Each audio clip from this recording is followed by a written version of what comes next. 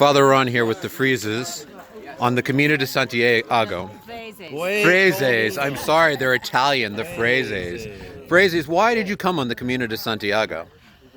Oh my goodness. I came to have a deep, powerful spiritual experience. I wanted to, a physical manifestation of my pilgrimage, my journey to heaven. I wanted to live that out and walk it out here. I think you wanted a short answer. Well, I'm Southern. I don't give short answers. That's all right. We like the long answers. How about you, Tony? Well, I think it was, frankly, I was telling Father Martin on the way over here, it's really the Holy Spirit just said, you need to go. It was really kind of that simple. I wasn't really sure why, other than I knew I wanted to do it. But life was getting in the way, and it took really listening to the Holy Spirit saying, go. And it was really to experience this and get closer to Christ. Now, Tony, you said yesterday night that you were away from the church for a while. Can you tell us a little bit about that? Yeah, it was all about me, me thinking that I knew the answers. So you were how old when you stopped believing?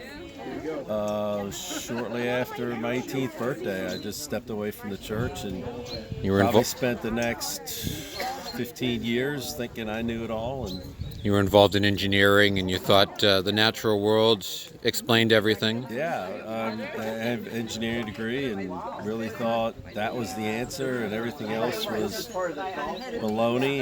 And I found out how miserable life is without God, and I came back. And what was that nice little story you told us about one day you just heard a voice? Yeah, again, I got to pay, Father's thing this morning is about listening, and there was a small voice in my head that I came back from vacation and pulled into my driveway, and it was Sunday afternoon, and it was go to Mass. Go to Mass. That's all it was. And you found a Mass and started going, got involved with youth ministry, and now you've been back practicing your faith for how long?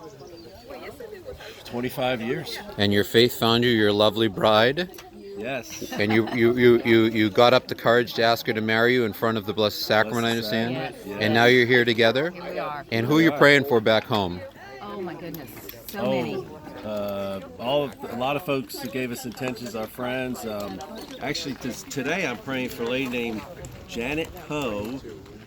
Just a guy on my Regnum Christi team told me that she was just diagnosed with cancer. So I offered this walk today for her.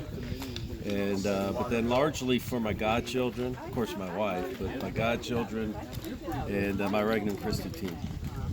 Anyone in particular? Oh, I have a very long list. I have 3 full pages of intentions. All of my students by name. I pray for each of them by name every day. My husband, of course, our children, and just lots of very precious intentions entrusted to me on this trip. So I'm praying for them all every day. And did you tell me you were on a pilgrimage, you were praying for a husband, and God sent one to you? That is correct. That is correct. This one, by the way. Several years ago, I was on a pilgrimage, and I went to Padua and went to the Basilica of St. Anthony and asked St. Anthony to please intercede for me and to ask God to send me a husband if I needed one to get to heaven. And he sent me my Apparently own. you need one to get I to needed heaven. one. He sent me my own Anthony. So I guess that prayer works. Absolutely. St. Anthony, come around. Something's been lost that has to be found. That's right. And my husband was lost. But Well- in Italy, they pray for like significant, not just lost keys. Right. Well, in Italy, lost they- husbands are pretty well, significant. They pray to St. Anthony to help them find them a spouse. Yes. Find a Spouse, spouse. yeah. Yes. Well, thank you guys, and buen camino. Buen Buen Camino, Father. Camino.